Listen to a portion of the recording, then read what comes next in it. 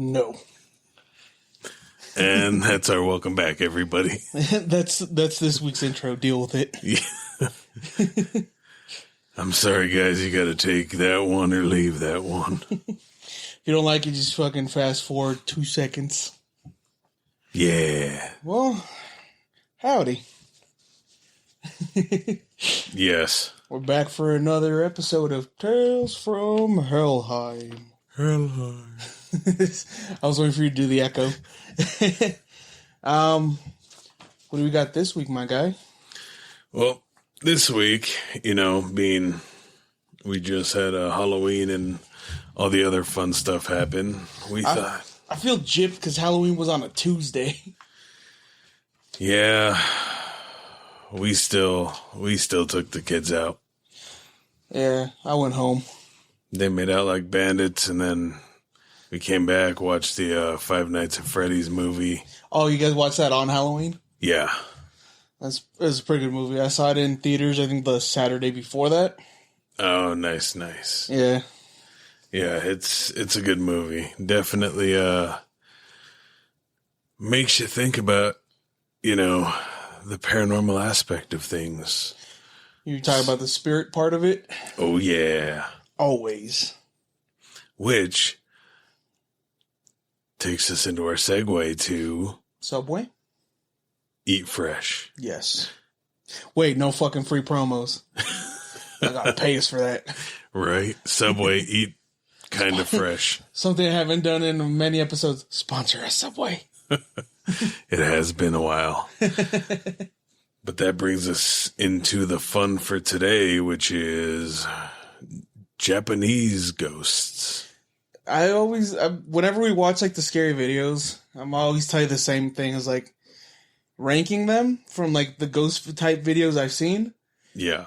Like American ghosts are just like moving stuff like, and I'm like, oh, okay, that'd be interesting to see. And then you have the Mexican ghosts where it's just like full body apparitions. Yeah. But like you never see their face. They're always like far away, like crossing ominously through, and those are scary because then you see the full body ghost. Yeah. But I will have to rank that Japanese ghosts are by far the scariest fucking ghost ever. Because it looks like you're just staring at a straight up dead body. Yeah, because they're not in a distance or they're not like ominous about it. They're like right fucking there in your face. They give zero fucks. Or right fucking behind you. Pretty much. Like the one video I was actually watching earlier today, they did an investigation and dude has a static camera up watching where he's at. Yeah. And then he goes and he kind of like tilts the camera up, like just looking around behind him. Yeah. And you see from nose to head of hair, like eyes with no pupils, just right fucking behind him. Jesus. But when you look in the static camera, nothing. Like, have you seen the one where that dude, he's in an apartment where I guess the guy killed himself or something? His previous tenants, I think it's like a white dude. And he has like cameras like recording with like night vision in his room, and he shuts the lights off. But as soon as he shuts the light off, you see like a giant outline of a guy. And then when the night vision kicks in, he's gone, and it does like twice. I think I have seen that one. But I think still the all-time scariest one is the one we watched together when we were at work. It was lunchtime, and we were watching a video, and it's like this dude showing this lady like her new like little apartment in Japan. Yeah. And they hear banging on the inside of the closet. It's like toot, toot, toot, toot. But it's like 2-3 people there. So they're like, what was that? Yeah. And they go and they open the closet, and like a blue whitish hand like swipes at their leg from the bottom of the closet where there's like a little little compartment. Oh yeah. Yeah, nobody fits in a little compartment. It's like compressed to the ground, and they show like the camera, and you don't see anything.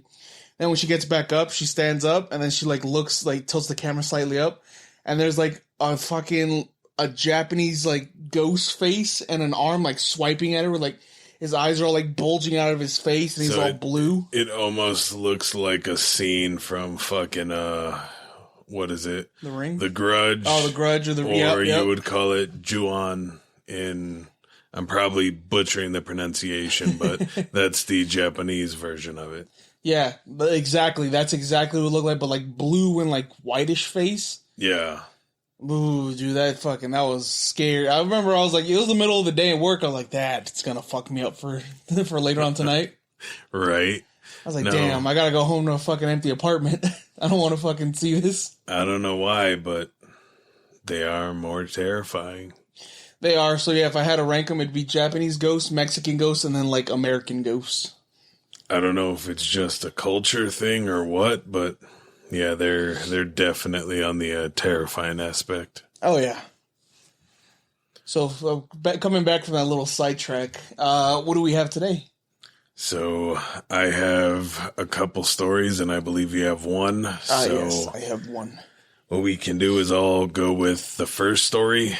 You can read yours, and then I'll finish her off. That's what she said. Oh yeah. Yeah, that works, man. You can't. That's what she said. I can do whatever I want. You remember who that is? No.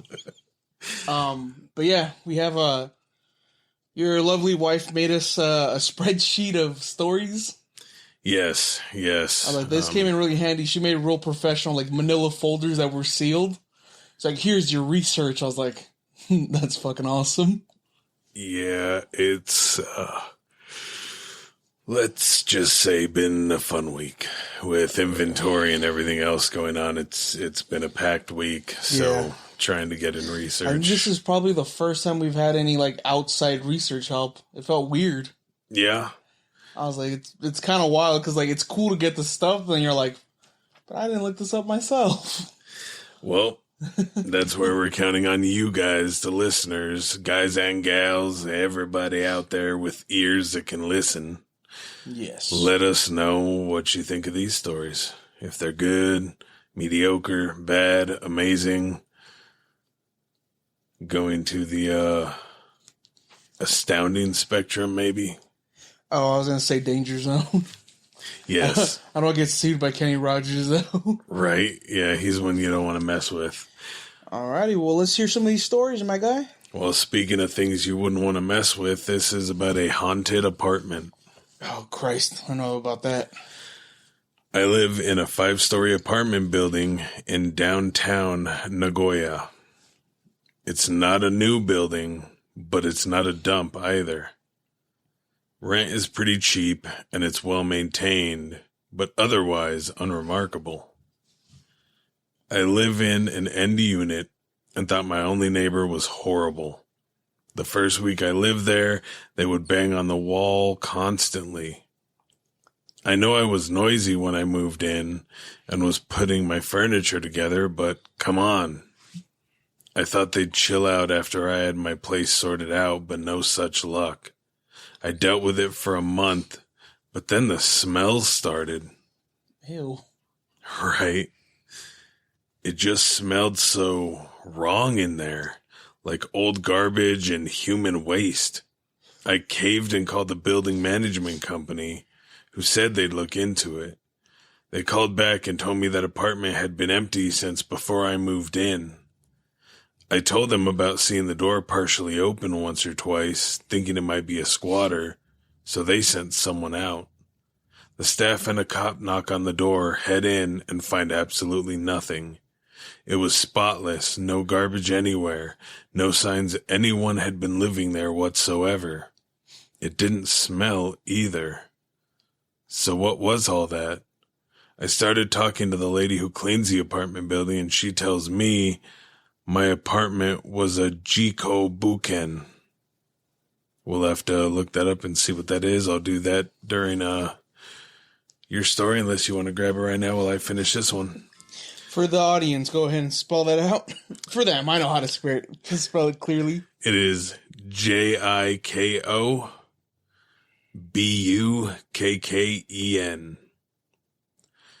Turns out the tenant before the last one was an old guy who died half in the bedroom closet. He'd fallen and banged on the wall for help, but the old neighbors were on vacation, and he'd eventually starved there. All the banging, the smells were coming from my own place the whole time. I still live there because, as I said, it was cheap. And so long as I leave the closet door open, I don't have any issues with banging or bad smells. We'll be back after a quick break. Are you a huge cunt? Us too. Wait, can we even say cunt? Of course! It's empowering these days. Cunt, cunt, cunt, cunt, cunt. I'm Ange Ballastone, aka the drag queen, That Girl Gina. And I'm Mike Fales, just a normal gay guy, I guess? And we're the hosts of The Big Cunty Couch. A gorgeous new talk show podcast where we invite queers and peers to sit, bitch, and be fierce on a huge-ass couch. While we gab about all things gay. So come get cozy. And cunty. With us. We're panned for platforms, so find us anywhere online and get listening, sweetie. Or watching. Or both. Otherwise, why the hell am I in full drag? And we'll see you on the big Oh, wait. I thought we were going to say that together. No. On the Big Cunty Couch. Mwah. Bum bum doom boom boom boom boom. Exactly. That's crazy. So they thought that there's somebody in that fucking apartment, but it was empty. Yeah. And, I mean, think about it. We saw that one video from Japan where the dude moved into that house. And remember, he would hear the weird wailing from outside or like in his bathroom and shit. Yeah, so Jiko Bukin, if I said that right, Jiko Bukin. The quite literal English translation is accident property. So it's just where something... It's a death house. Pretty much. When an incident that is disliked by everybody occurs in the property or around the property in the past, it's considered a jikobuken. So, like, remember we're watching the video where that dude went to clean up the apartment, and he's like, well, this guy, the last tenant, hung himself, and they didn't find his body. Oh, yeah. And that's why, like, the rent is, like, dirt cheap, and he's, like, recreating the scene. Yeah. That's kind of fucking tough, dude. Imagine being like, I got a deal on an apartment. Well, I thought that, too. Like, I got a deal on an apartment, and then nobody tells you somebody fucking killed themselves there. I mean, that happened to my cousin. Jesus. He moved in, and he would have random stuff happen. So it was my oldest cousin and then tattoo artist cousin. Shit. And the tattoo artist cousin was at oldest cousin's house. Yeah. And he woke up and he saw a balloon floating in his face. But he was laying on the couch and it was just hovering right there. What the fuck? And like it wouldn't move. Like it was just steady hovering right in front of his face. So that freaked him out. And then I guess my oldest cousin got scratched in the shower. One time he was in the boys' room. Yeah. And he had seen red eyes in the closet. Well, it turns out the dude there, I think he like killed his family and then killed himself. Some shit like that. What the fuck? Yeah. I always wanted to get like more information on the fucking apartment we lived in over there before you guys moved here. Yeah. We were all fucking roommates. Because that had some shit going on. Because when we left, I didn't see anything similar to that. So we saw weird? The tall man, and then the worst one was, I'm pretty sure I've said it on this podcast a couple of times, when I had gone up to get like your wife had bought like melon water from that little Mexican store. Oh yeah, that's no longer around. R.I.P. Yeah, R.I.P. But I went to go grab some, and like I want to say it was like 2 a.m, 1 or 2 a.m. Yeah. And I saw somebody hunched over in front of the fridge, and I thought it was you just fucking like slow sipping that shit out of the fucking jug. And then I was like, this motherfucker, what is he doing? And then like I started like walking towards the kitchen because I can see over the island, and then like it stops, and then like it starts like fully standing up, and that shit's like over the fridge, like about to touch the fucking roof. Jesus. And these were like high ceilings. Yeah, so I was I'm like, not that fuck tall. this. And I was like, fuck this. And I closed the door and I locked it. And I was like, I'm going back to bed. I'd rather be thirsty than dead. Right. But there was some shit in that fucking apartment. It was fucking wild. It just goes to show you never really know what you're getting into anywhere you go. Not at all. Be it here or Japan, Mexico, Ireland, Germany, France, fucking anywhere. The American Samoas? Yeah, there too. Very possibly. I can't say for sure, but I'm almost positive. Oh, I'm pretty sure there's got to be something. Oh, yeah. All right. So my story is about a stolen phone. Which can be terrifying for many different reasons. Especially if you don't got a passcode on there. Yes. Don't go through the photos. Don't go through the photos. You don't want to see that. You want to see that schlong? All right, that's enough of that. The schlongest screenshot ever. Jesus, that's terrible. All right, we'll get into that later. No, we won't. Yes, we will. All right, let's hear about this stolen phone. Speaking of mischievous creatures, just as I was about to record this, a Patreon wrote in on Discord who lived in Japan named Dan. It reminded me of Mori's experience, so I asked if I could read it here. While this is an outside creepy experience, because it parallels what the previous one, I'm including it here. This is what happened to him and his wife very recently. The strangest thing happened to my wife and I just now. In our little hamlet of the outskirts of Tamba Sasayama. Hyogo. I got that so wrong. I apologize, everybody. It's fine. We're not. Yeah, that's a difficult natives. One. My wife realized she lost her phone. The usual minor panic ensued. We called the restaurant, police station, etc. to no avail. Google's Find My Phone showed that it was turned on and we could ring it at the highest volume, even it set to the manner mode. However, the phone location could only be ascertained. It could only be ascertained to the wide area. There was an unknown walking journey of about 4 minutes covering 700 meters, leading down an unlit road around the rice fields about an hour before it. Jesus, that sounds fucking terrifying. Yeah, it does. That's not where you want to be. I don't think any phone's worth a fucking 4-minute walk in a desolate fucking rice field. No, not at all. Fuck that. Back to the story. Then the phone's location suddenly updated to an accuracy of about 100 meters. So we got the torches out and set off to the area while ringing it. Once we got to the spot, we heard a distant ringing tone coming from the pitch-black mountain forest.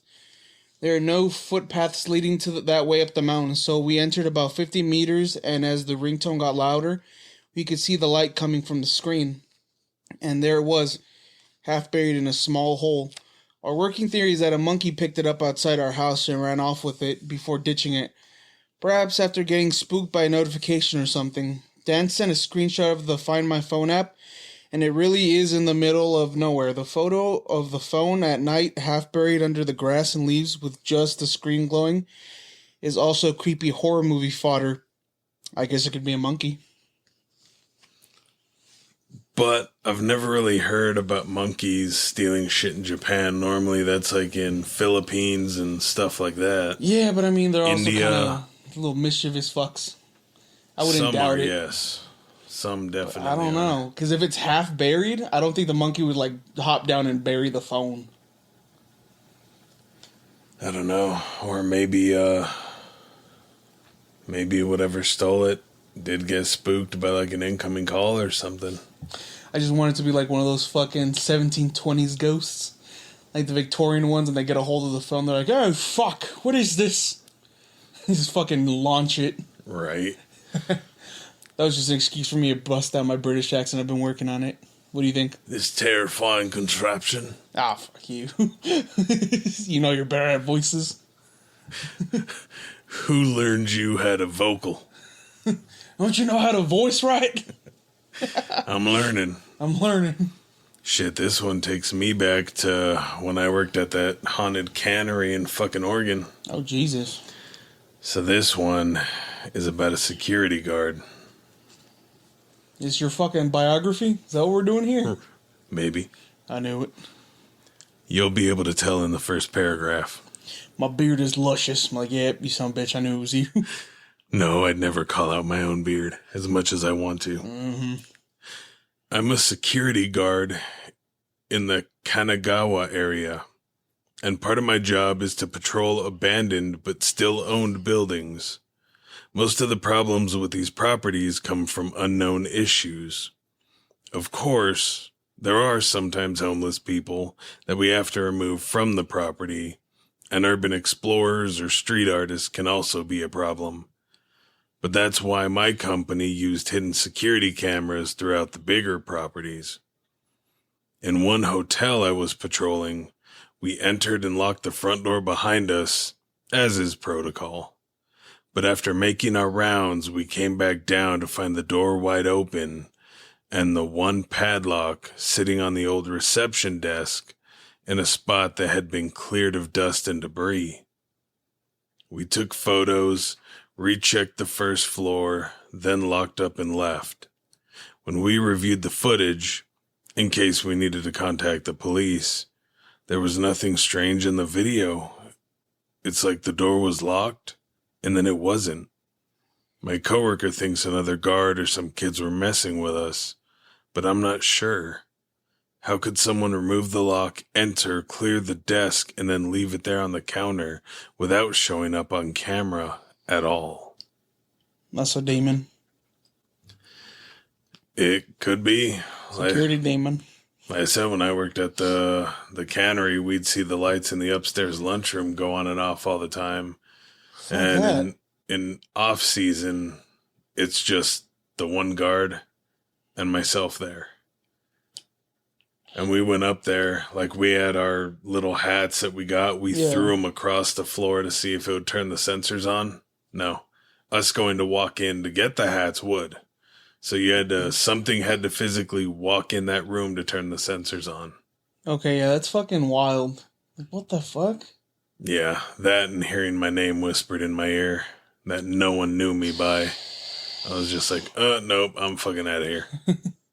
They knew my birthday clown name. Skipsky. Skipsky. The peanut butter juggler. Oh, God. But no, that place was terrifying. I fucking hated it there. That sounds bad. Yeah, I think that's the only job besides the one we have now where I've worked in a haunted location. Yeah, that's the one we're at now. Just was it recently this week while we were doing inventory. Me and Daddy Fat Sacks were counting. Yeah, and we walk in, and the lights are still off because it's on a motion sensor. So we walk in, the lights go on. So we walk in, and the first little aisle of the lights turn on where we're at. Yeah, and we're counting close to the pallet, and then we step back towards where we came from, and then the rest of the lights turn on suddenly, all of them at the same time. Yeah. So then he's like, "What the fuck was that?" He's like, "Somebody come through." So I walk down the aisles and I'm checking to see if I can see anybody. Yeah. Nobody was there. Yeah, that sounds about right. Yeah, we're like, let's get the fuck out of here. I mean, like I said, went in one day and heard hello or something whispered in my ear. Yeah, shit. So I know you're looking for. We're definitely gonna investigate there again with the new stuff we have to use. I say bring the new guys in. Right. Yeah, go check those lights first real quick. We'll lock them out there. Let us know what you hear. We're gonna strap you guys with GoPros. Yes. But that will be coming, so we've just waited for it to cool down here so we're not dying of heat stroke. Oh my god, you remember that one fucking summer we did it? Yes, I do. That was bad. I was sweating like a motherfucker. Oh yeah. And that we did it at night. Yeah. We did it at midnight. Yeah. Yeah, it was pretty fucking late. Yeah, no, it was fucking crazy. I think we have that episode up here too. Go ahead and check that out, guys. But yeah, that was a fucking crazy one too, because we caught stuff on that one, and then I was like, it's fucking hot. I was like, I gotta get out of here, man. Yeah, and now it's nice and cool, so we gotta see if Mr. Fat Sex is up for it in the next couple weeks. Hopefully, man. It'd be pretty cool. With it the way it is and the activity picking up, like I said, our associate on the bulk side was telling me how he saw a blue shirt moving in a place that no one passed through, just different shit like that. So it's picking up. Oh yeah, it'll definitely be interesting to see. There's something there that's really just fucking pissing it off or irritating it more than usual. Well, I mean, it could be all the stress and bad vibes going through at the current moment. Oh yeah, if they feed on negative activity. You know what? That checks out. That's probably what it is. So until that stuff's gone, it's just gonna get worse. and I don't see that going away anytime soon. Yeah, because it's been fucking like popping up a lot more frequently in front of more people than usual. Oh yeah, that's why I'm greatly excited to go back, especially like I said, with the Spirit Talker. Yeah. That'll be interesting to see what happens. That would be pretty cool. But well, that's all I got. That's what we got for this week's episode. Hell yeah. All right, guys. And don't forget, next time we'll see you in Helheim.